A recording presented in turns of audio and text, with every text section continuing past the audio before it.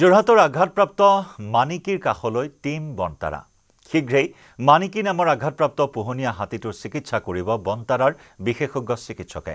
পোহনীয়া হাতীটোৰ চিকিৎসাৰ বাবে বনতাৰাৰ বিশেষজ্ঞ চিকিৎসকৰ এটা দল শীঘ্ৰেই উপস্থিত হ'ব কাজিৰঙাত বৰ্তমান কাজিৰঙাত স্থানীয় পশু চিকিৎসকৰ দ্বাৰা চিকিৎসা কৰা হৈছে যোৰহাটৰ পোহনীয়া হাতী মানিকীৰ 2 বছৰ পূৰ্বে অৰুণাচলত আঘাত পাইছিল বনৰীয়া হাতীটোৱে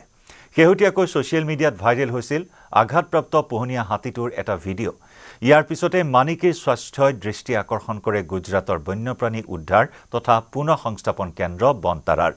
ইপিনে যোৰহাটৰ মানিকীৰ লগতে মহাৰাষ্ট্ৰৰ কলহাপুৰৰ মহাদেৱী নামৰ হাতীটোৰো চিকিৎসা প্ৰদান কৰিছে বনতাৰাই